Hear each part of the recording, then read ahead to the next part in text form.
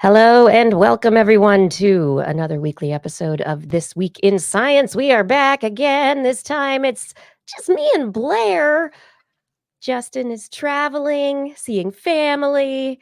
Things didn't work out, I guess, timing wise. But you know what? This show is keeping on right now. That's right. Yeah. Okay. Let's see. Blair's doing something called social media, I think. Yeah, And I am. yeah, and we are so glad that you're here tonight. So, just a reminder for all of everyone, this is the time to like and thumbs up and share and start the word that This Week in Science's weekly podcast broadcast is beginning now. And, this is the live thing, and that's what's going to be on YouTube, but the podcast gets edited. So, ta-da! We all sound like we're much less tongue twisty type than we really are. Well, it's not like we take any second takes, so how different can it really be? Not really. Not really. Shubru's saying 5 by 5. Let's do this. Okay. Blair's ready. I'm ready. You're ready. Blair's ready. Blair's ready. And we are going to be running this show a little bit, the rapid or just with a time limit, everybody. We're very loud. That is unusual. I didn't do it. Paul. As long as we're both loud, just turn us down. As long as we're equally loud, that sounds like no problem at all. I hope. I'm not in charge anymore. As long as we're not peeking. Yeah. Are we peeking? I'm not peeking. Okay, everyone. I can turn myself down just a smidge, but not too much because that's equally loud-ish. Okay. We are beginning in 3, 2. This is TWIS. This Week in Science, episode number 972, recorded on Wednesday, May 29th, 2024. How now, science cow? What color milk would that be? I don't want to know. Welcome, everyone. I'm Dr. Kiki, and tonight on TWIS, we will fill your head with thrusters, trusters, and counting crows. But first, disclaimer, disclaimer, disclaimer. No day is the same, neither are our brains, as they process the world with structures determined by those who produced us and our experiences in this wonderful world. Thank goodness for change. Without it, we'd have no idea of the vastness of existence within which we range in our limited senses, unaware of it all, as science helps dismantle the fences. Let's hear what changed this week in science. Coming up next. I've got the kind of mind that can't get enough. I want to learn everything. I want to fill it all up with new discoveries that happen every day of the week. There's only one place to go to find the knowledge I seek. I want to know what's happening. What's happening? What's happening this week in science? What's happening? What's happening? What's happening this week in science? Good science to you, Kiki. And a good science to you too, Blair, and everyone out there. Welcome to another episode of This Week in Science. We are back. Another Wednesday in which we can reflect on the week in science, right? What did we like? What did we learn? How did things change? Oh, there's always so much change. I have a bunch of stories, and so does Blair. And so I hope you all know that there is a great show ahead for all of us. On this week's show, we have tons of science news. I hope that's what you're here for. I have stories about cow cuddling, T-Rex intelligence, fancy spy headphones, maybe, and our psyche. What do you have for us in the animal corner and more, Blair? I have indigenous people and alien species. It's like, animals and plants, not like extraterrestrials. And then in the animal corner, I have counting crows, as you mentioned, and also parthenogenesis making a return in the animal corner. Ooh, we always like the parthenogenesis. That one is a fascinating subject. Yes. All right, everyone. As we dive into this program, I hope that you can find us on YouTube, Facebook, and Twitch every Wednesday evening, 8 p.m. Pacific time, broadcasting our podcast recording session live, where you can join in the conversation in the chat room. And every new episode is edited and then published as a podcast, which you can find on all sorts of podcast platforms. Just look for This Week in Science. We also have a website, twis.org. And now it's time for the science, but only if you share this show with a friend right now. You got to do it right now. You got to pay the toll, huh? That's right. We're starting. We're going to sit here. We're going to wait. I'm going to wait. Charge for access. Okay, I think you've done it. Let's proceed. Okay, let's proceeding to the science.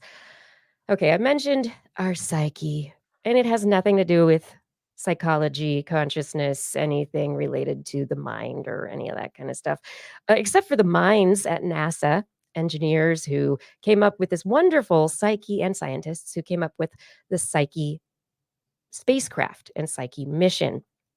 Psyche launched a while back, super successful, but what is it doing? It's headed toward an asteroid in the asteroid belt called Psyche. So I was like, hey, Psyche, we're going to name you after the thing that you're going to go look at. Psyche v. Psyche. Psyche, yes.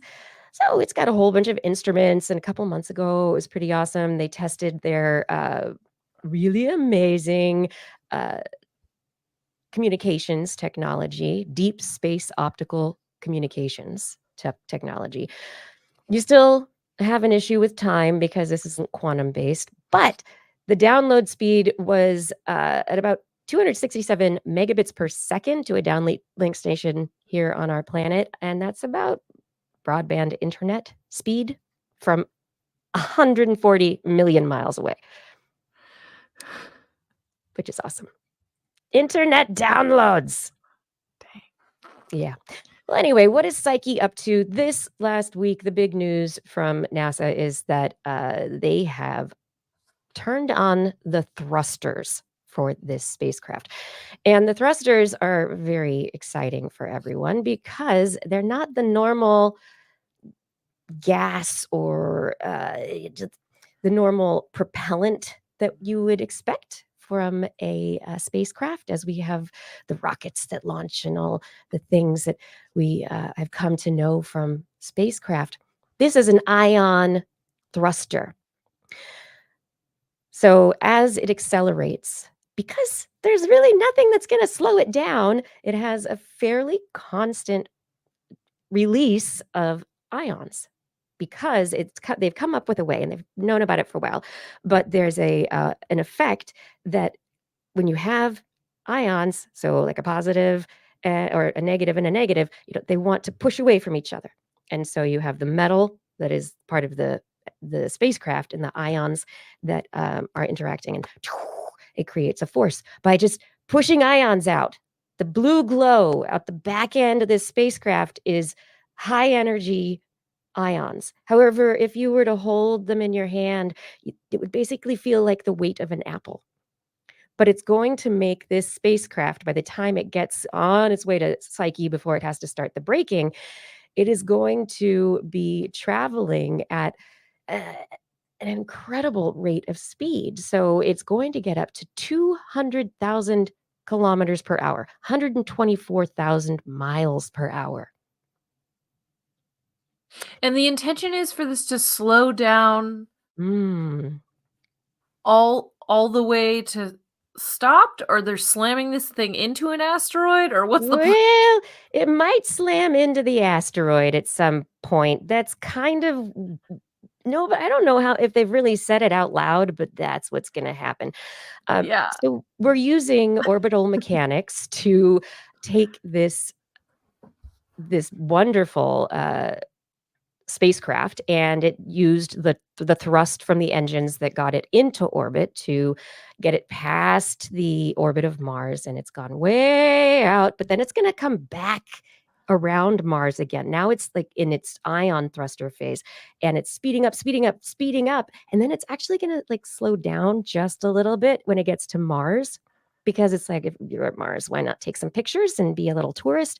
So Psyche is going to hang out at Mars as it goes past, and is then gravity assist slingshotted out into the asteroid belt. So because of the way that the orbits work, it's going to end up moving faster and more specifically in the trajectory of the Psyche asteroid, which is what scientists think a completely iron-based asteroid. Faster than know. it's going now? Oh yeah. It's It's already this going so thing- fast. It's not going that fast yet, but it's going like 89,000 miles per hour or something like that right now, but it's going to go faster. Okay. Yeah. And so, yes, and when it gets to Psyche, it'll have to slow down for a while, and this is almost 3 astronomical units out from the sun. So an astronomical unit is the distance from the sun to Earth, and so this is 3 times that from the sun. And when it hits Psyche, it's going to orbit and orbit, and each of the orbits are going to get tighter and tighter and tighter, and because it's a decaying orbit, and pretty much in November of 3031 or so, it's probably just going to crash into this iron asteroid, which we don't even really know is an iron asteroid. We just kind of, scientists think it is, and that's why we'd like to go there. So I'm going to observe you, and then I'm going to smack you. I'm gonna smack. Yes. But I mean, it's such a small little thing. It's not gonna mess with the trajectory of the asteroid or anything, right? No, and this is the point, is that this asteroid is about 173 miles across. So I mean, we could drive across it very easily in 3 hours. They think, because of what they've recorded, from other sensors so far, that it might be completely iron and have been the core of a planetesimal that's left out there.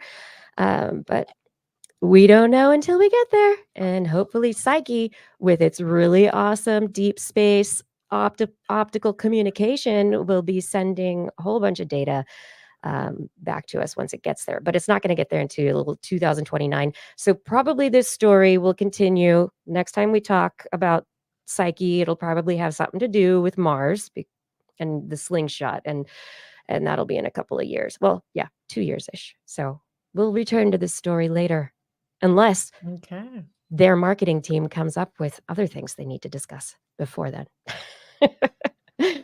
But this is out of that JPL. blue burn doesn't function as anticipated. Then we might talk about it sooner.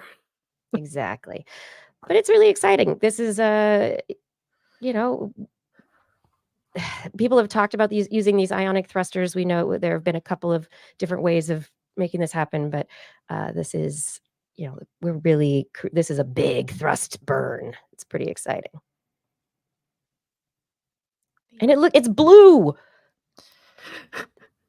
That, I don't know why that color excites me. Well, I mean, yeah, you think about a rocket, you think about like red or orange or yellow, right?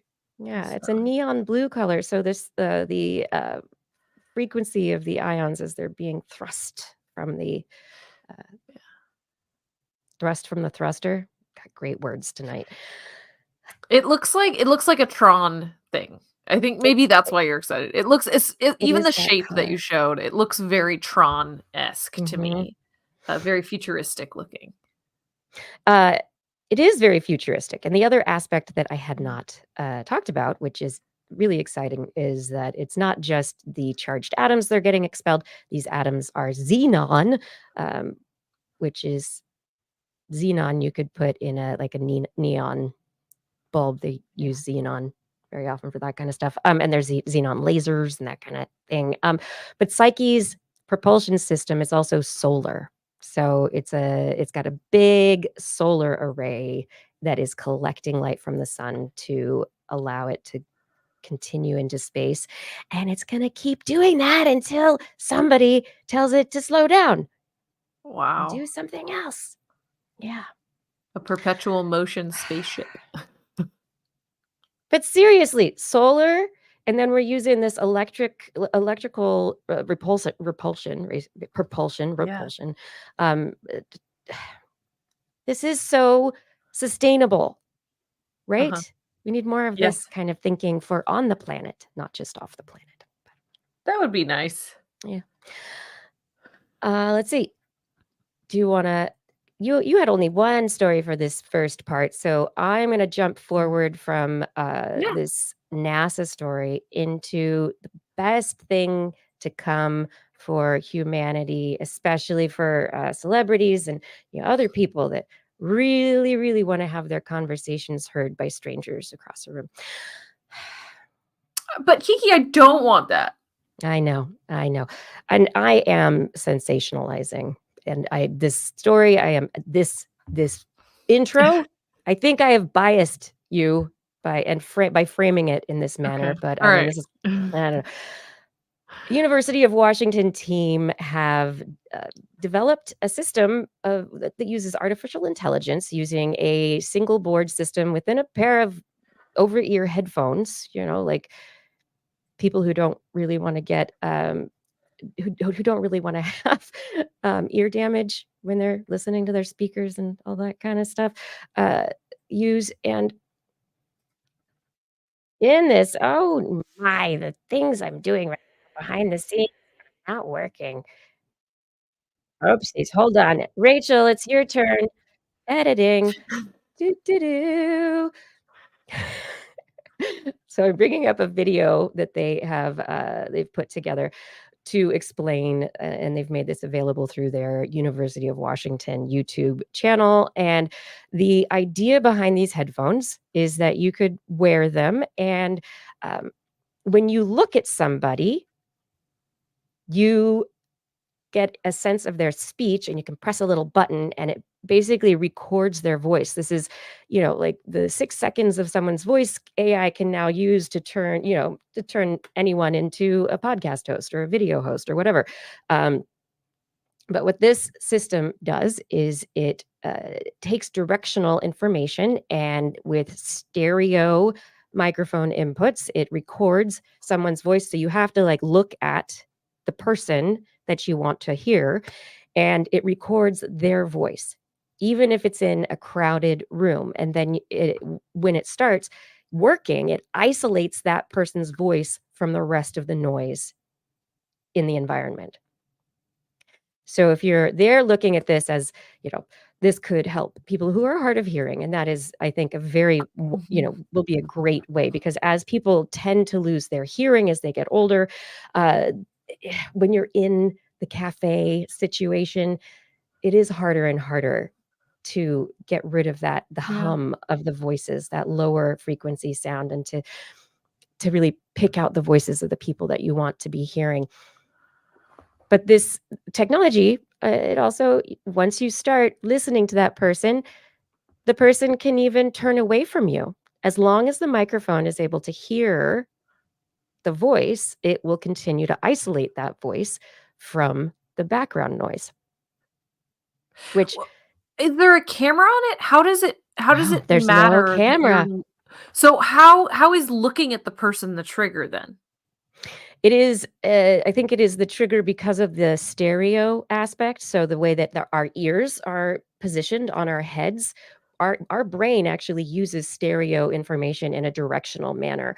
And the headphones themselves are using artificial intelligence algorithms, a learning model, for that directionality. It's about geometry, right? Yes. Okay. I can't look with my eyes. I have to turn my whole head. So that I'm like I'm an owl with my fixed eyeball. Yes. So I have to turn my head to the person, yes, and then it'll cue into it. Okay. Yep. That's creepy. Which is, This there also are causes like there it's more reason for people to walk around wearing headphones, which is like Mhm. in some ways a social nightmare already. Oh, yeah. Go ahead, everybody. Wear your headphones and get run over by a car. But also No, like, I are don't you want listening to that. me? Are you not listening to me? I don't know. Do I have your attention? Do I not have your attention? Like that's the problem with the current latest generation of Apple Yeah. earbuds is that they have the what's called transparent mode. So you can turn it on so that you can still hear somebody talking to you, but you might have like Mhm. music on or whatever. But there's no way to know if you're talking to someone wearing those, if they're in transparent mode or not. So it's socially, it's kind of a nightmare. I And agree. now if that's Yeah. what this is going to be a full on over ear headphone. I'm Mhm. not going to talk to someone wearing over ear headphones. Well, that's now. Absolutely not. That's now. And this is a system that, it has these onboard embedded computers within the headphones. So everything is contained within the headphones themselves. But that system isn't that small. Um, so that's why the headphones are so large. And Right. eventually, perhaps the technology will be offloaded to your mobile device, and it will be your earbuds.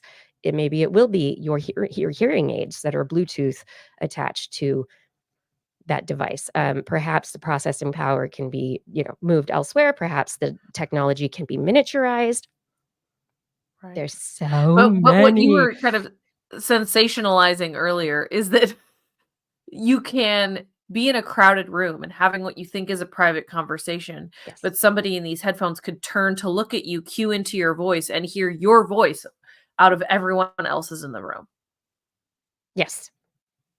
I think you would have to That be at sucks. certain times, I think, close enough for the microphone to pick up the sound of that voice, but Right. someone's just walking by your cafe table, do, Ugh. looks at you while you're talking. I On do not consent. Yeah, like, that's where I went off the rails because, I mean, if I don't know, if spies aren't already doing that using this technology, I'm like, "Okay, Oh, fair. whatever," You're but right. It's already getting used. What are we talking about? yeah, it's already good, but That's such a good point. I waffle between those two kind of indignation and like defeatist very quickly. Where just like that's unacceptable. Oh, it's already happening. It's been fine. happening. Oh well. I think the thing that will be, uh, an issue is, for the more per not super spy stuff, but, stuff that is very invasive, to the average person, but stalkers who don't just, interact and try to follow celebrities, they sometimes try to find, they just people have, fascinations with certain individuals, and I don't know. Oh yeah, zombie Tom Hanks is saying, so stare at the person on the phone talking to a banker from afar and try to get their mother's maiden name and social security number. Yeah, so Shucks. ah, Oh yes. no. Yeah, this is like the opposite of it's noise canceling, but specific. Yeah. Dun, dun, dun. Oh boy. We should have a new segment. Blair's 3 seconds of indignation. Yeah. That's What is it unacceptable. today? Oh. Not even 3 seconds. It's like Yeah. 1.5. How dare they even? Oh, I guess you're right. Yeah. Oh my goodness. All right.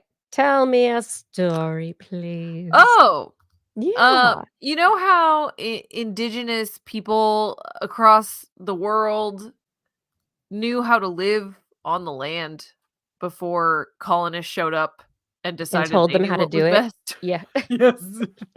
Well, that's Yeah. pretty much the study.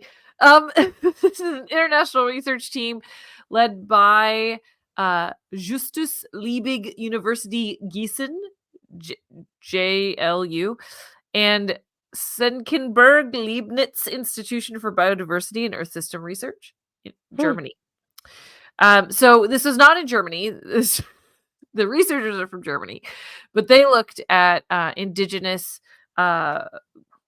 areas of land that are still run by indigenous people. Those are representative ethnic groups in the Americas, the Aboriginal people in Australia, and the Sami in Scandinavia. So worldwide, 28% of land is inhabited by indigenous people, which is honestly more than I thought. But a lot of these areas are remote, and most of them are also in some sort of importance for conservation of biodiversity. And so a lot of them are, for example, in the Amazon basin and considered biodiversity hotspots. And in areas managed by indigenous populations, surprise, surprise, the loss of biodiversity is significantly lower, and the areas are used more sustainably. The results were extremely clear, and they found a third fewer alien species than in comparable areas. So the biodiversity was richer, the landscape was healthier, and there were less alien species. And so the results show, no surprise, that sustainable land use makes a contribution to preventing the spread of alien species. And so this is a good reminder, of course, that indigenous peoples usually know how to use their lands traditionally and sustainably. And so we showed up and planted corn everywhere. That's maybe not the best way to protect the biodiversity of a region. And so often that kind of expertise is overlooked. The classic example I always think about is how Europeans showed up in the United States, in the Americas, and said, no fires. Fires are bad. The now landscape, we have lots. terrible, and lots of uncontrolled fire, partially because there were controlled, seasonal, cyclical fires across the Americas that were part of the rule of succession and controlling certain species. Certain species can only reproduce when exposed to fire. And so we actually walked in here and thought we knew what was best for the space. And then it turned out, oh no, the indigenous people were helping to control fires and allow them to do their job functionally in an ecosystem. And they were like, no, don't stop the fire. Don't prevent the fire. So anyway, that was kind of a tangent, but ultimately an example of how indigenous people know how to steward a space much better than when we showed up and decided to like monoculture everything. So it's no surprise to hear that biodiversity is better, but I also think there are some potential variables here that could influence this. I'd want to see a lot more study of like, how do spaces look where indigenous people have taken over after, when it's been given back, right? Does the land rebound, or is this only because these areas have remained wild and have not been turned into some sort of farmed or cultivated space? And also, are they more remote, and so introduced species just haven't gotten there because it is more remote and colonists didn't show up and have, you know, eucalyptus seeds fall off their sheep or whatever. So yeah, how much of it is each factor, right? And how much of it is just the fact that the only places that indigenous people live now, by and large, are extremely remote, more untouched by colonist hand areas, right? So I'd be willing to wager that if you gave land back to indigenous people that it's going to rebound, but I don't know how much and how comparable it would be to these other spaces, I guess. Yeah, and I think that these questions that you bring up are really important in the context of climate change and the movement of species that's happening right now. Plants, animals, humans. I mean, there's just, and are we're learning, but we're not doing it right. But I mean, Right. does that mean that as things change, that people who used to know how to do it right and had this way of doing it do they still know how to, like, I don't know. Right. Yep. How And do when you throw in introduced species, it gets more complicated. So Yeah. like there's this huge movement 30 by 30 trying to get 30% of the land in the world preserved by 2030, which is not going to happen, but oh man, I'm so glad that we're trying. But when you preserve an amount of land and you say this is not going to get touched, right? Or you protect it.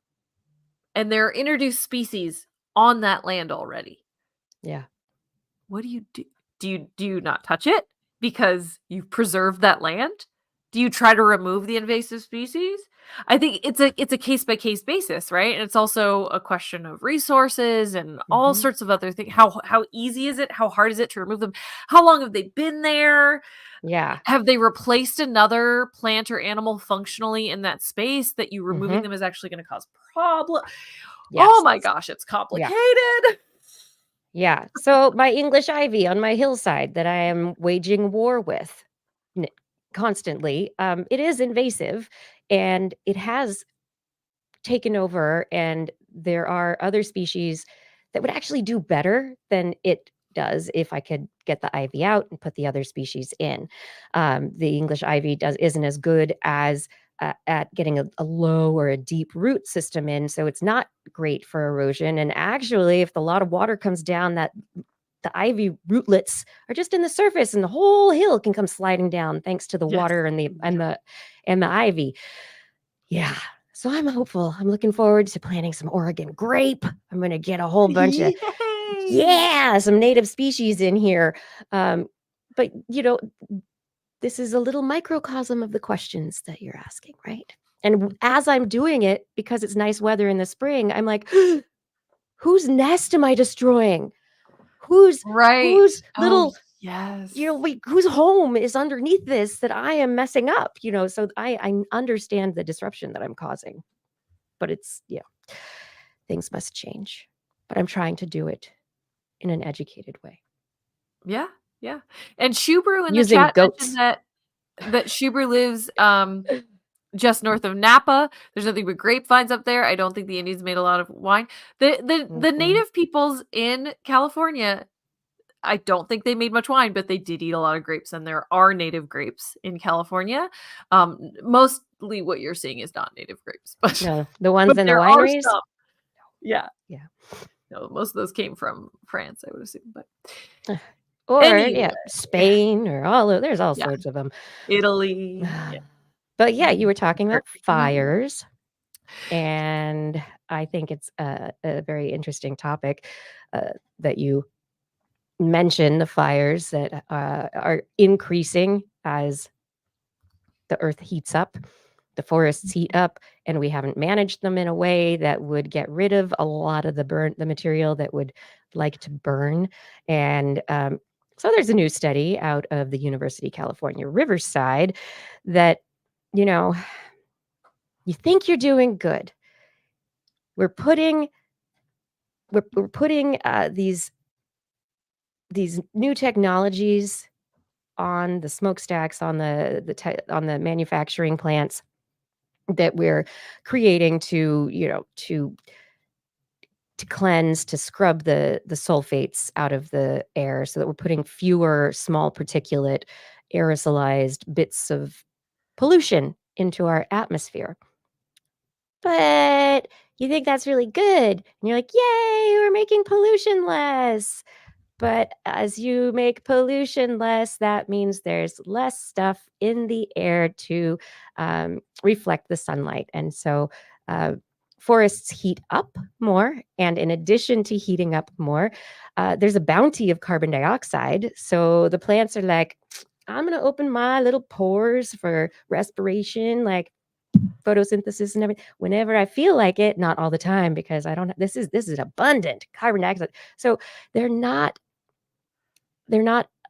evapotranspiring as much as they normally would. So they're drunk. The trees are drunk. Well, they're not carbon dioxide. They're drunk on carbon dioxide, but they're not drunk on water. Right. Because what happens when they open up their little pores, is the water from the roots that they're drinking up, sucking from the ground. It's that capillary action that takes it all the way out. And then you have that transpiration, evapotranspiration out into the atmosphere. But they don't need to do that all the time. So the trees are drier and they're getting hotter. And we're not doing anything or enough to really make sure that everything's cleaned up and nice. So the good news is that there is a solution. We have to reduce our carbon dioxide emissions at the same time as reducing our pollution. Say word? To reduce carbon dioxide? No, can't just do. I mean, we could just do carbon dioxide, but then we're all going to have allergies and lung disease and all sorts of other things that are happening because of cardiovascular disease, because of pollution. Those particulates. Good gracious. We gotta just stop messing up the planet. We gotta also stop with all the plastics. We just gotta stop all of it. Can we just stop all of it? Can we no more plastics in the embryos, everyone, please. Oh boy. Let's just not do that. So if we were to reduce our pollution, it's not just a solution on its own. It'll just reduce the pollution, but it'll probably make the forests hot, hot, hot, and they'll pop, pop, pop into inflagrations that will create more pollution in the air. It's going to be awesome. It's so good. Oh my goodness. Yikes. Well, these stories were fun. So I think it's time for me to tell you, everyone out there, that this is This Week in Science. And Blair and I are having a wonderful time trying to be optimistic about the future of the world right now.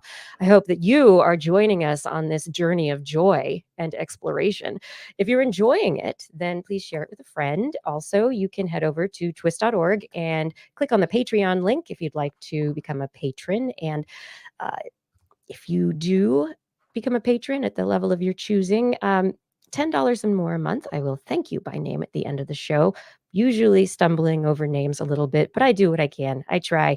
And but you will be supporting the show and help keep it going. We also have our merchandise where you can get TWIS shirts and hats and sweatshirts and Blair pillows, because Blair's done a whole bunch of art through the years and made us so many things that you can enjoy. And there's a little bit that comes back from each sale that does support us. So I know, but if you aren't in the way of being able to buy or financially support, helping spread the word about TWIS is really just a wonderful way to help build this community. Let's try and create a community of interested science enthusiasts who are curious and don't just want answers. You want to go down the rabbit hole. I can't do this without you. None of us can do it without you. TWIS can't do it without you. Thank you for your support. All right. I do believe it is now the time in this show that we love to call, and I'm so glad it's back for I don't know how long, but I'm so glad. It's time for Blair's Animal Corner with Blair. She loves our creatures, great and small. Biped, millipede, no pet at all. If you want to hear about animals, she's your girl. Except for giant pandas and squirrels. There's Animal Corner. What you got, Blair? I have some Counting Crows. Are they the ones that sing Did we leave that? Mr. Jones and me? Isn't that them? Yeah, No, we left I them don't in the remember. 90s, right? Well, these Counting Crows, they're carrion crows. They count the caws that they caw for treats. This is a study from University of Tübingen. Lots of Scandinavian stuff in my feed this week. They wanted to look at these carrion crows. They're a group of songbirds. They're known for just being super smart. And so in earlier studies, they have shown that these guys can understand general counting. But in this one in particular, they wanted to look at vocal control and whether they could count and control how many calls they did at a time. And so what they did is they conditioned them to see a certain Arabic numeral. And if they saw that, or if they heard a specific sound, they had to produce a specific number of calls, 1 to 4 calls, depending. And when they were done, to signify they were done, they had to hit an enter key with their beak. They had to peck on an enter key. So they had to caw, caw, caw, enter. They're like, yes, you get a treat. You did the right number of caws. All of the birds, they had 3 of them. They all did it. They were successful. They were able to count their calls in sequence. Yay, birds! Yes. Where this gets interesting is in a couple ways. So one, the response time between showing the stimulus or hearing the stimulus and emitting their first call answer was longer the more calls that were required. So if they only had to caw once, right away. Caw 2 times, thought about it, cawed twice. 3 times, thought longer, cawed 3 times. So it got longer the more times they had to caw. And this was unaffected by the nature of the stimulus, whether it was a visual stimulus or an auditory stimulus. So that means basically that they were thinking. We're like, all right, okay, I got it. I'm going. So that means that they kind of had to think about the abstract concept before they vocalized. This is the other thing. They messed up sometimes. They had counting errors. They had one too many calls or one too few. They would lose track. And tell me again how many birds they were dealing with. 1, it was only 3. 2, 5, 3, 4, 3. 3. 3 birds. It's a very large, that's a huge sample More size. studies needed. This is preliminary. But the fact that they messed up sometimes, to me, means they actually were thinking about it. Let me explain. So if it's like interesting Pavlovian interpretation, thing, if it's conditioning, right? If it's conditioning, you're not going to mess up very much because you're responding as your 3 caws are a unit, basically, right? So it's like, I see this thing, ka ka ka. It's like it's a reaction, right? But the fact that you mess up sometimes means you're thinking about it. Yeah. Here's the stimulus. Caw, caw. Did I already do caw? Caw? Or am I really sure what that stimulus was? And am I having to like take a second look at it and go, oh yeah, that's what and what do I want?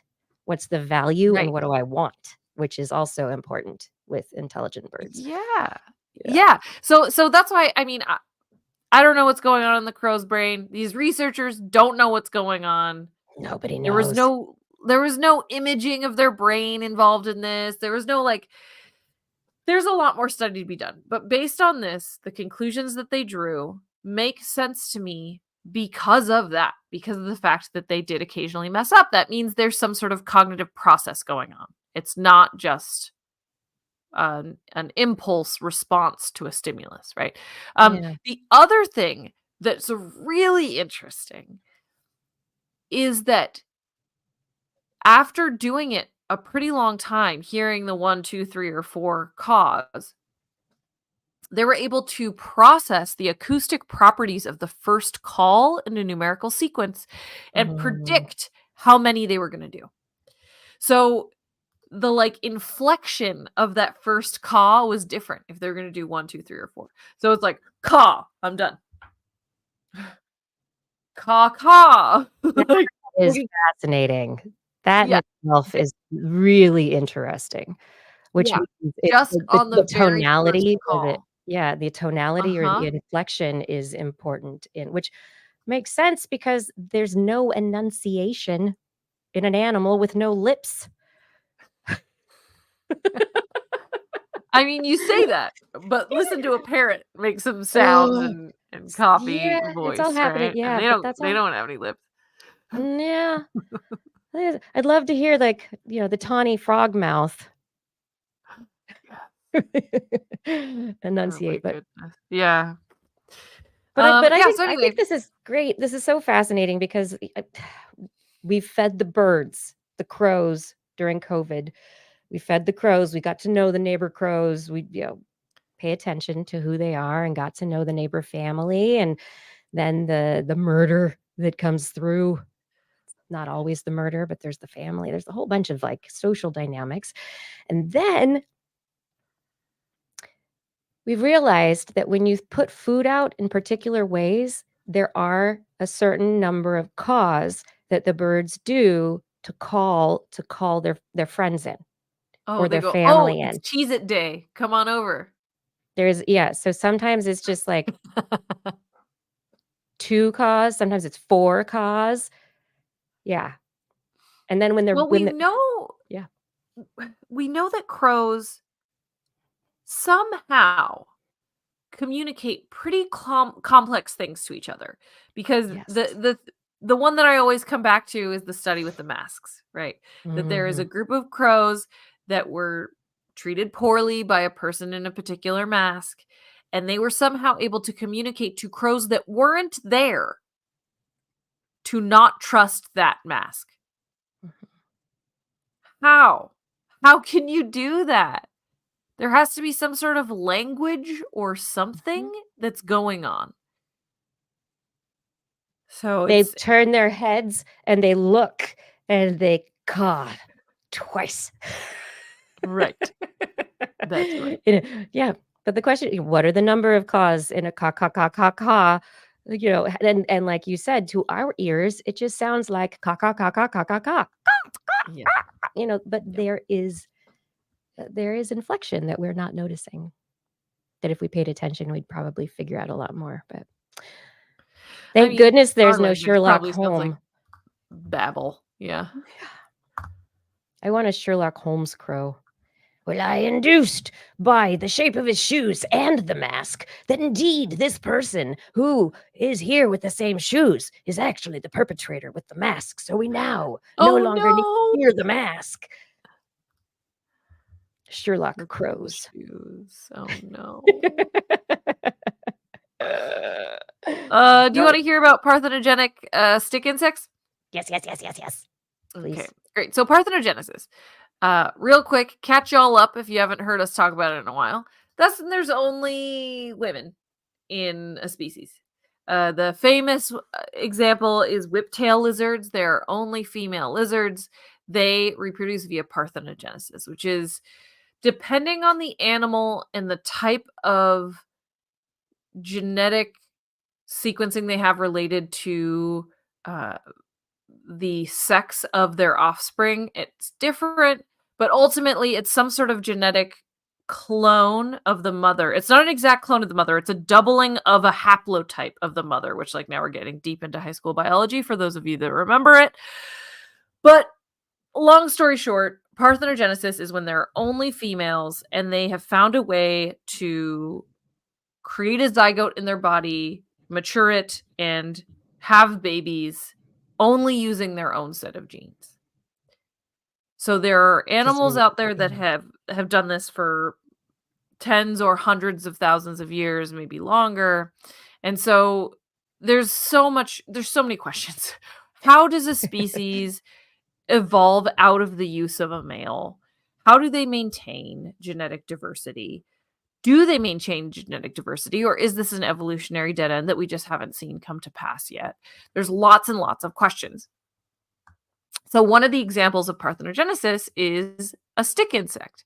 And what's really interesting about this particular case and why it was a ripe example for studying the genetic background of parthenogenesis is that it's part of this genus Bacillus. And so Bacillus grandii maritimi populations are males and females that reproduce sexually. Bacillus atticus is only females that reproduce by parthenogenesis. And a third species, Bacillus roseus, includes both sexual and parthenogenic populations. So they have all three variables here covered.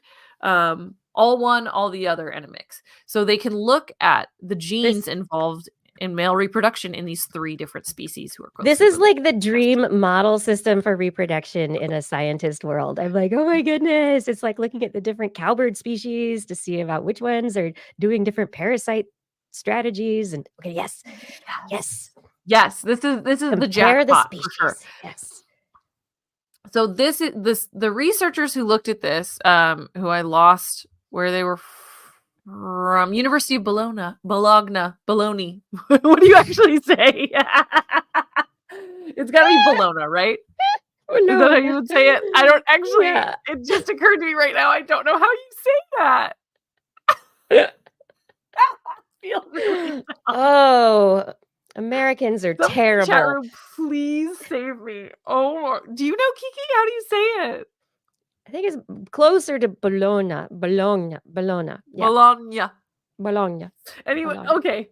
Mhm. Sorry if you're from Bologna. Anyway, was a research fellow looking at the presence and absence of traits on a species tree where things are lost through lineages, and then there's situations where sometimes genes are reinstated.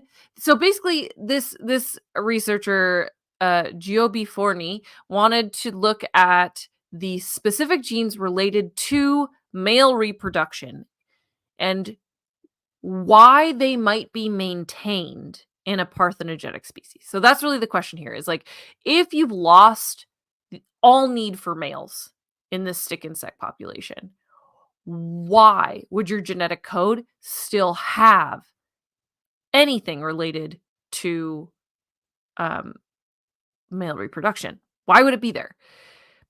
Because if it's junk genes, Just in they case. go away. Great question. Right? Maybe? And so that's kind of what this researcher wanted to look at, is since you have these 3 different populations, it's the perfect opportunity to look at these male reproduction related genes in the 3 different groups and see kind of what's going on. So male-related genes had no signs of weakened selection or accelerated evolution compared to female-related genes in the parthenogenic species. There was no evidence that these genes were going anywhere. And the male-related patterns of gene expression were preserved across both parthenogenic species. So there has to be a reason they're keeping these genes. So they looked further. They found that the genes in female-related networks were expressed. These male reproductive genes were also primarily expressed in female reproductive tissues. So they're used for both. So this is called pleiotropy. So that's when there's multiple biological processes related to one gene. And so that's their main guess as to why this maintains. But the other guess is kind of what you were talking about. It's that there's an opportunity for there to occasionally be a male born in these animals. Every once in a while. Maybe that's good. Yeah. So that can help, especially when, remember, I was talking about how do you maintain genetic diversity? Yeah. If you're only reproducing via parthenogenesis, you really can't, unless you every once in a while have a male. So if that happens, then there's a couple instances of sexual reproduction that happen, and then you kind of stir the pot a little bit, and then there's just females for many, many generations for a while again, right? So that could be another reason that it might maintain. But that's much easier to do, not have kind of runaway evolution and lose that capability if it is linked to another biological process. So this is a really cool study, kind of just looking at this pleiotropy specifically related to male and female reproduction in these stick insects. But it is it's a good foundational study that can be used to look at future kind of exploration into this pleiotropy field. Why are genes not lost when traits are? Is it usually this one thing, or is there other reasons? So it just it's pretty interesting that they had these 3 different species that were so closely related that had such different kind of reproductive trajectories, but that they were able to look so closely at the genetics and see that genetically speaking, their coding for reproduction was basically the same across these different species. Yeah. So what I start thinking about is like the layer of epigenetics and how we have genes that get wrapped, or the genes in our DNA that get wrapped up in these histone protein complexes, and there have to be processes that open up the histones so that the genes that are being hidden while they're wrapped up can be turned into proteins. There are also glycosylations, sugar proteins that are added to areas of DNA that get in the way of transcription, or sometimes help to signal, hey, come here, do more. Uh, and there is I think there's a very interesting balance between the little bits of RNA that go around and go, oh, hey, you get to be doing something now. And because they've been turned on, these little RNA bits are like, doo, doo, doo, I'm not a protein, but I gotta tell, like, I got messages, I gotta tell you things. And they run around the cell like, oh, I can tell you a thing. You go on stage now. And the RNA is like, yeah, okay. And then these genes that have been hidden, they suddenly you have a male. Whoops. What? Okay, that's great. But maybe it's environmentally induced. Maybe it is just random. But perhaps there is something to be said for what we call this, junk DNA, dark matter, where these genes that are not transcribed, not turned into proteins, that don't seem to do anything, but they're still there. What is their importance? And maybe it is related to stuff like this. Yeah, I mean, we've talked for so long about kind of junk DNA or what do they call it? Like our artifact DNA and stuff like that, that's in our and other animals' genetic code. But as we're learning more and more, a lot of that still has purpose. It's not just there. It's doing something. Yep. How many viruses or bacterial genomes did our ancestors combine with? Just partially, just kind of, sort of, as our genome got bigger and bigger and bigger, and things worked and some things didn't. But let's just I like this book, but I'm not going to read it. I'm just going to leave it on the shelf for a while. Yeah. And then maybe It'll be there someday, when I need it. yeah, then maybe exactly somebody comes back around and goes, oh, that's an interesting book. This might be great right now. Oh my gosh. Mm-hmm. Yeah. Yeah, but this is, I love this, like I said earlier, just this kind of a system where you can compare related species with different adaptations and different life strategies. I mean, you have to also look at, what are the environments of the species? What are the reasons potentially evolutionarily that might have contributed to their reproductive process? I'm not going to say choice. But sometimes parthenogenetic, sometimes regular sexual reproduction. I mean, that one's a real interesting one. That one is probably like how much stress is in the environment, what kind of resources are available, or how many Yeah, of are there certain any eligible individuals. males around? No, I'll just do it Yes, myself. I'll do it myself. Yeah. Oh, I didn't know stick insects had parthenogenesis, and now I'm just so happy. I like stick insects are so cool. They look like sticks. Mm-hmm. I mean, we didn't even talk about the fact that one of the weird genes that they have retained is for wings, which they don't have anymore, but they still have genes for that. So anyway, forgot to talk about that. That's where the idea for this study came from. Anyway, So there's a then little learning nugget for you. What else could those genes be used for? Might not be genes, maybe it'll be teeth. I mean, not wings, but teeth. Who knows? Teeth on stick insects? No, thank you. I don't know. Lungs? I don't know. Who knows where they'll be? Oh boy. I just wanted to add this one story onto the end of the animal corner because I think it is just fantastic. I'm sad Justin is not here tonight because I had planned this story thinking that he would be here as well. But there's a word in Dutch, keukenneuvelen. Keukenneuvelen. Keukenneuvelen. Good. Keukenneuvelen means cow cuddling or cow hugging. Oh, And yeah, cute. in the Netherlands, apparently there's quite the tradition for people who live in the cities to take time off and go to the countryside and spend time with nature and farm animals. And so there's actually like people go and like they like to hang out with cows and I don't know, those weird goat creatures. And that helps them Goat creatures. helps them with their mental health, emotionally being out there, not just being out in nature, but interacting with the animals.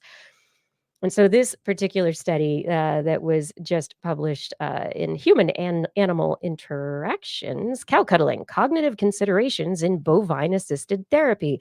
Some news in the last few months was that they had llamas, like therapy llamas in the Portland International Airport, near where I'm located. Sure. So llamas who like spit and stuff can apparently be therapeutic, but we've never tried this with cud chewing cows.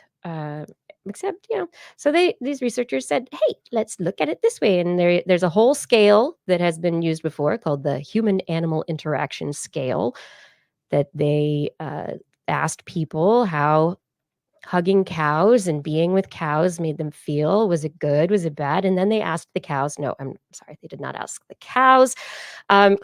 They did, however, ask the people how they thought the animals were interacting with them, like what kinds of things were happening while they were interacting with the cows. So, this stuff is so awesome. Like, seriously, the things that they were talking about with the cows, not just cow cuddling, just spending time with them, petting them, talking to the cows, hugging them, playing with them, kissing the cows, grooming the cows, offering them food, maybe trying to train them or make them do tricks, hold them, take pictures with them, or just as a human go, I'm not going to be at the cow, or other people, are you going to be, were you aggressive to the cows? And so people Aggressive reported, to the cows. yeah, they had to put the whole spread of possible interactions in there. And so turns out that it really, really helped people. They reported spending most of their time near the animals, not necessarily interacting it with them in all of these different ways. About half of them did take pictures with the animals. 80 or 81.8% did pet the animals. And when you get into the hugging the animals, the cows, 27.3% were into that. And then on the how did the cows act toward you, the majority of the cows actually were pretty friendly and initiated These weren't like friendly therapy cows. interaction. These were just normal cows Cows, in a field. they're just cows at a farm. Okay. They haven't been trained to be therapy cows or anything like that. I mean, the cows also made friendly sounds, and they definitely liked taking your food if you wanted to do they did not. The whole obey tricks or training, that was not a cow favorite. But about half the time, the cows liked to lick you, and 63% of the time, sniff or smell you. And half the time, 54.5%, they did decline interaction. So, okay, what does this suggest? This suggests that there is a cow part of the interaction and there is a human part to the interaction. That this is not just people going to the field and going, "Oh, cows, you must love me." Um, and that's not what happened. So, um, a lot of the interactions, which I think were very positive, and people did report feeling good as a response. Um, and the one thing that I thought was very interesting were the sex differences. So we had sex differences in the humans and how they responded to the cow cuddling. Knufflen, knufflen. And how the sex differences in cows led them to, work with the people. And basically, females of both species were more likely to initiate interactions and be social, and it seemed like they were enjoying it in one way or another. But that doesn't say that the males of both species were not. It just, there was a very slight difference, and there were, really, there was a lot of overlap in some of these questions as to the kind of interactions. But male cows were more likely to just be like, no, I'm not interested. And yeah, male people were also more likely to not do that. But no male people did behave aggressively. No female. Nobody in this. I mean, it was a small 21 person survey. Nobody was aggressive to the cows. Also, they're being watched. Why? You just made me sad, Blair. I mean, cow tipping exists for a reason. Because people, when left to their own devices, will sometimes do nasty things. But I know. if you volunteer for country. a study to cuddle with cows, you're probably going to be nice to the cows. Yeah. Anyway, bottom line to this is, if you're nice to cows are probably going to be nice right back to you. They're not going to necessarily be aggressive. And if there is an opportunity for you to take some time off of work and go hang out with farm animals, cows, whatever, do goat yoga, I don't know, it might be good for your mental health, help you reset emotionally. I will add my own disclaimer to this, though, and say that if you are a hiker and you hike in places where there are cows, it is very dangerous during calving season to go near a cow with a calf if you have a dog. Oh, gosh. Don't do that.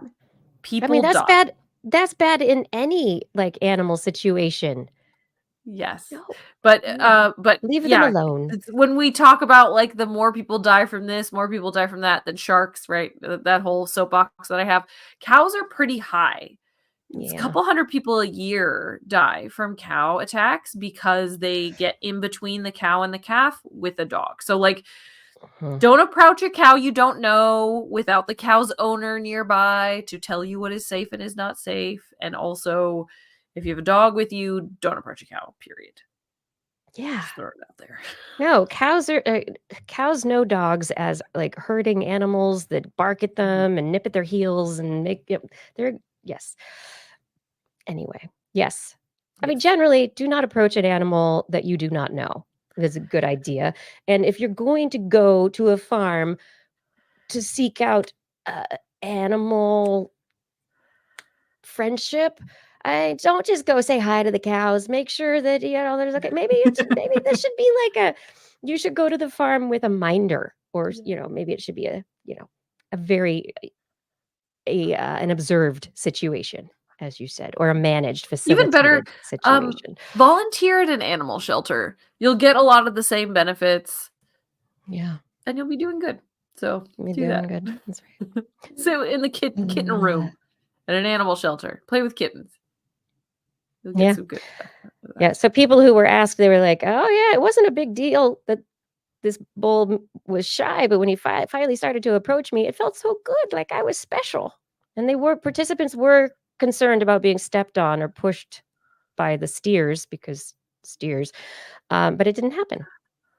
Anyway, so a lot of people fell in love with cows thanks to this this study. Okay, but now let's move on from cows, the new cuddling animal of choice, and move on to T-Rex. And why the heck are people always bashing on T-Rex? It's like, oh, first T-Rex is like, oh, fierce, and then it's like, no, he couldn't run, and T-Rex couldn't run, and T-Rex was a scavenger, not a hunter, so that's whatever, always taking T-Rex down a peg in the eyes of the people who want to see T-Rex as, I don't know, different. I don't know, does something, I don't know. They don't really want to know. They want this like monster anyway. So maybe let's keep bashing on T-Rex and so that T-Rex isn't a monster. But this particular study is a reply or a response to a previous study in which researchers used the casts of the inside of skulls to make an analysis, an estimate of the number of neurons that are in the T-Rex brain. And then they were like, ooh, there's so many neurons. T-Rexes were so intelligent. And this is really indicative of, dinosaurs and their brains and their smarts and all the stuff. So the researchers, they compared a bunch of different species and brains and brain sizes, and they did some new analyses, and they pretty much have come out and said, hey, people who did previous study, we think your estimates are pretty wrong. And you can't tell the intelligence of an animal or a species based on the number of neurons. Bigger animals have more neurons. So what are you talking about? We don't even know what IQ is anyway. So, Right. right. But in this previous study last year, it was estimated that the Tyrannosaur was at least as intelligent as a baboon. And so this study says, I don't think so. I mean, when we do this stuff, it's really like endocasts and fossilized stuff it's just really inaccurate, and it's just not going to get you where you want to be. And so, sorry, T-Rex is not as smart as you think they are, and they're probably kind of dumb. Hold on, though. Aren't scavengers usually pretty smart? Yes, they are. So Yeah, so not necessarily dumb, just not as smart as the primates that we and again, what is Of smart? course. What is IQ? What is this that we're trying to compare? Yeah. We're a big giant scavenger who survived for so long, and primates have been here not that long yet. Not even that young. That's such a good point. Like, what do you call smart? Like, do you think a snake is dumb? Because I don't think a snake is dumb. You know, they What's intelligent? they yeah, like they're very good at what they do. Oh, silly. Yeah. So Okay. yeah. Anyway, this is gonna be awesome because I'm sure this is like the fire shot it off the bow. Scientists battling scientists about their methods and their estimates and trying to figure out how various species lived billions of years ago. We didn't know them then.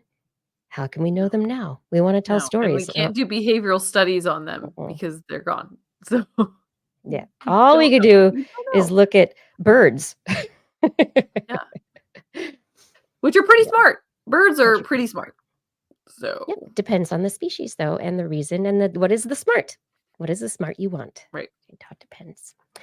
Yeah. So, yeah, I don't know. T-Rex, I'm on your side. I think people are just they're misunderstanding you, T-Rex. I think so. And then my final story, Blair. Yes. When your child turns is around the 3 to 6-year-old age, just know that they're more likely to trust a robot than a human. Good. Yeah. Yeah, Mhm. just so That you doesn't seem know. problematic at all. Mhm. Nope. Yep. Yeah. So this new study that is out in Computers and Human Behavior, researchers performed a study in which they had kids, 111 children. It's very even, 111 children, aged 3 to 6 years, in an online study. They had them watch videos of a human and a robot that were labeling different objects. Some of the objects were familiar and some of them were new. And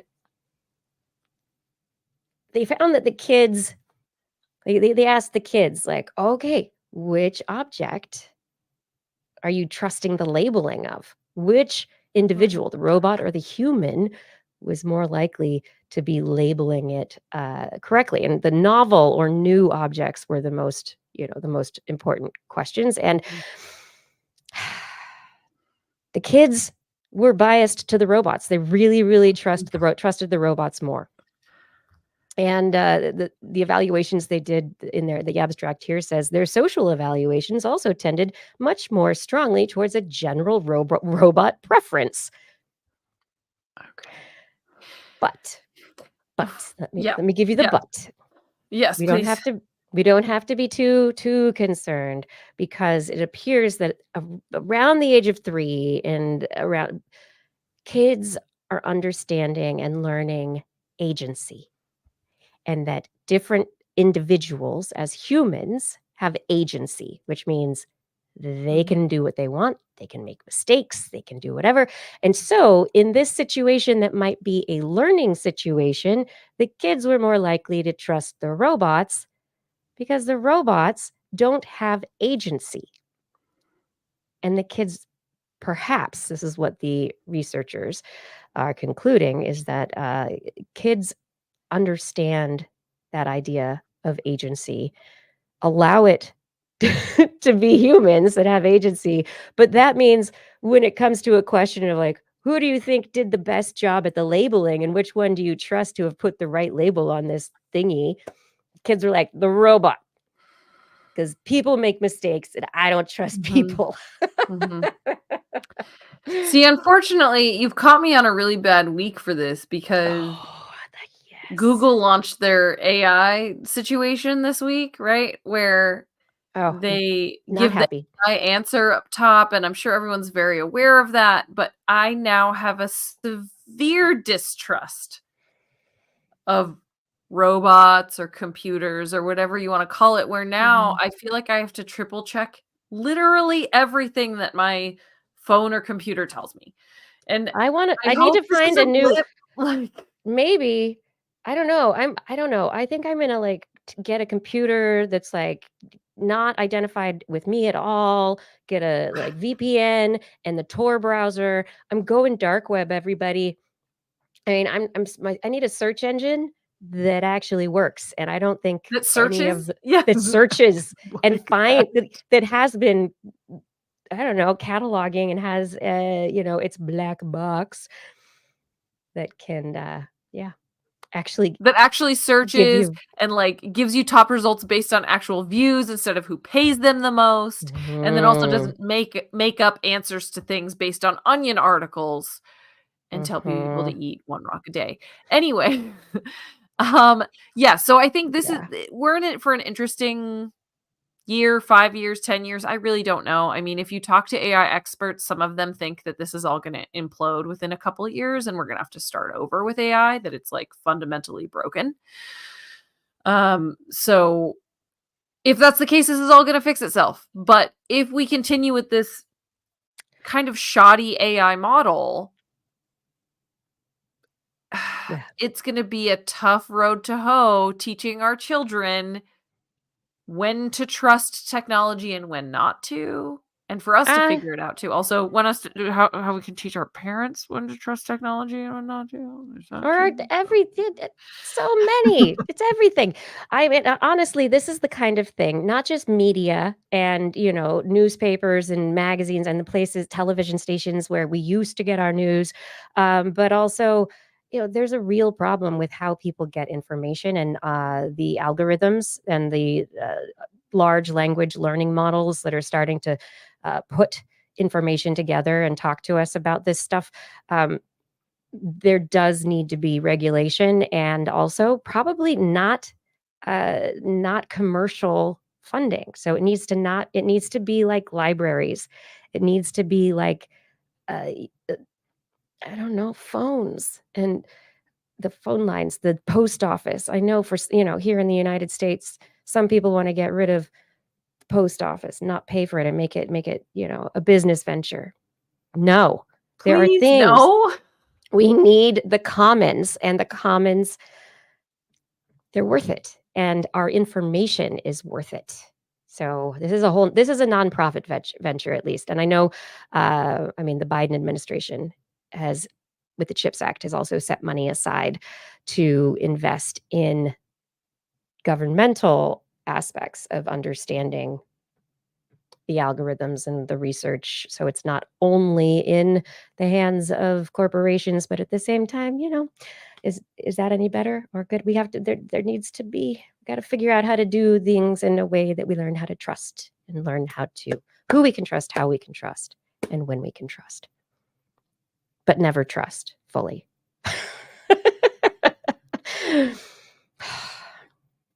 Yeah.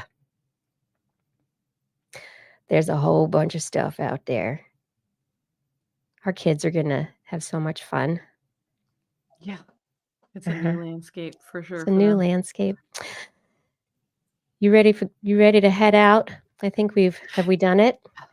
Yes, and I can hear someone's awake in the other room, so I definitely have to go pretty soon. All right. All right, little one, it is time to let your mother go. So, everyone out there, I really do hope that you enjoyed this show tonight. Blair, thank you so much for being here tonight. And everyone, I thank you for listening. Shout outs to Fada for your help with show notes and social media and all that fun stuff. Also, Identity4 for recording the show, whether or not we're too loud. I hope that we didn't clip. Rachel for editing the show. Everyone in the chat rooms, thank you for being in the chat room and chatting. And there's some new people here. Hey, hi, nice to see you. It's great. And then we've got our people in the Discord who are fantastic. And they're in the Discord because they're patrons. Thank you for being there. Gord, Arnlor, others, thank you for keeping the chat room spaces happy and kind. And everyone, just really thank you for being kind, compassionate, and making this a space where we can all listen to each other's viewpoints and investigate what's going on.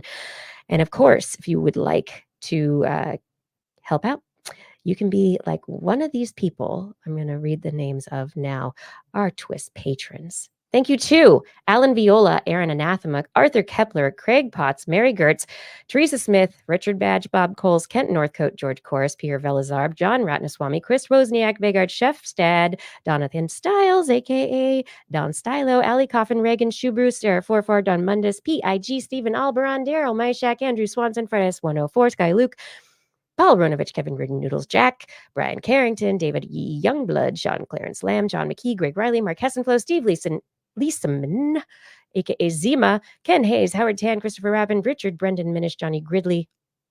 I'll see you soon. Remy Day, G. Burton Lattimore, Flying Out, Christopher Dreyer, Artyom Greg Briggs, John Atwood, Rudy Garcia, Dave Wilkinson, Rodney Lewis, Paul, Rick Ramus, Philip Shane, Kurt Larson, Craig Landon, Sue Doster, Jason Olds, Dave Neighbor, Eric Nat, Lon Makes, E.O., Adam Mishkan, Aaron Luthen, Bob Calder, Marjorie, Paul D. Disney, David Simmerly, Patrick Pecoraro, and my favorite artist, Tony Steele. Thank you all, one and all, for supporting us on Patreon. And if anyone out there would like to also support us on Patreon and have their name read at the end and make me trip over the words that I say, the names that I read, you can go to twis.org and click on the Patreon link and become a patron as well. Help support TWIS. On next week's show, we'll be back on Wednesday at 8 p.m. Pacific time, broadcasting live from Twitch, YouTube, and Facebook. Oh, yeah. And if you want to listen to us as a podcast, we are. Just look for This Week in Science wherever podcasts are found. If you enjoyed the show, get your friends to subscribe as well. I have recently updated our podcast playlists on YouTube so that the podcast is not just the live broadcast, but also the edited podcast, because Google Podcasts went away. So yeah, so you can subscribe to our podcast very soon on YouTube. I'm taking care of these little pieces of work. Excellent. Yeah. Nicely done. For more information on anything you've heard here today, show notes and links to our stories will be available on our website. That's www.twis.org. And you can also sign up for a newsletter there. Oh, yeah. And someday we'll send you one. We love your feedback. If there's a topic that you would like us to cover or address, or a suggestion for an interview, let us know. And you can tell us on our social media accounts. I think Blair still does that. But really, you could send us an email, put TWIS in the subject line. And Blair, because you're here, you need Yes. to be the person to tell me why we do that. Oh, because if you don't, your email will get strapped to a rocket that is fired away from us using blue light and special solar panels for energy. Just so far and so long that we will be dead before we could ever retrieve it. Ooh, yeah, no. Okay, yeah, definitely not gonna see it. Put TWIS in the subject line. Yeah. We look forward to discussing science with you again next week. And if you learned anything from the show, remember, It's all in your head.